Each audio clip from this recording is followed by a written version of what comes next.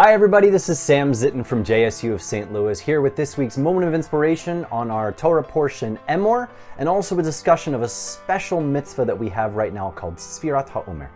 So in this week's Torah portion, we have a whole bunch of commandments discussed, and one of them is this very special mitzvah, this very special commandment called Sfirat HaOmer, that we're supposed to count the Omer. What does that mean? What is the Omer?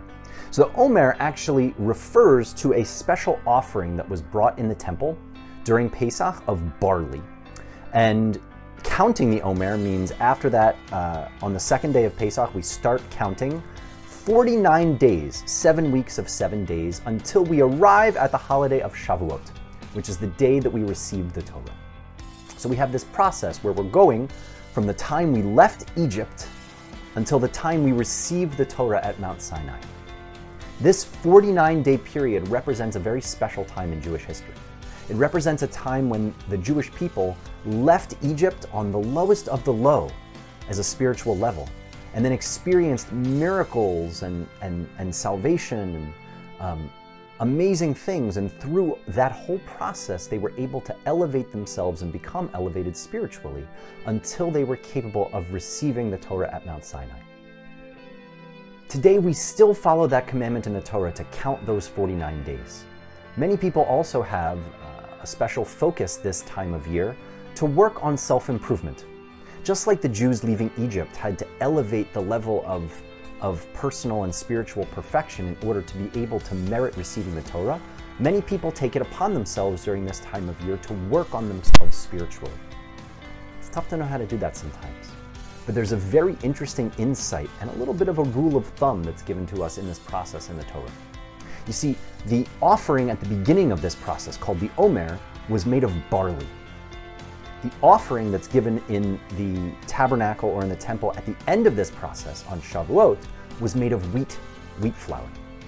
Now, have you ever had a barley cookie or a cake? Probably not. Maybe you've had barley in a stew or a soup, but it's generally not used for very fine baking because it wasn't the kind of thing that humans used that for. In the times of the Torah, all the more so. Barley was mostly considered animal food.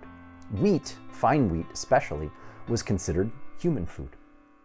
And so there's a very subtle insight here between these offerings that we're being told to bring.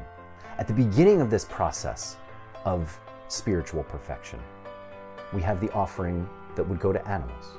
And at the end of it, we have one that would go to people.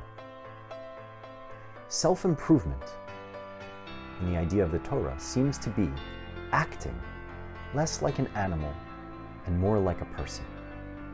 I've heard the phrase act like a mensch. A mensch just means a person. That's the process we're talking about here. Every commandment, every mitzvah we're given in the Torah, on some level, is about teaching us how to act less like an animal and more like a person. The ability to take our desires and drives and channel them in a positive manner through the teachings of the Torah allows us to make the most of this world. And that is a very simple idea that we can grab hold of to know how to get the most out of this life. Thank you so much for listening, everyone. I hope you have an amazing Shabbat. I hope you have an amazing rest of your Sfirat HaOmer. And if I don't talk to you before then, I hope you have an amazing Shavuot as well. Take care, everybody.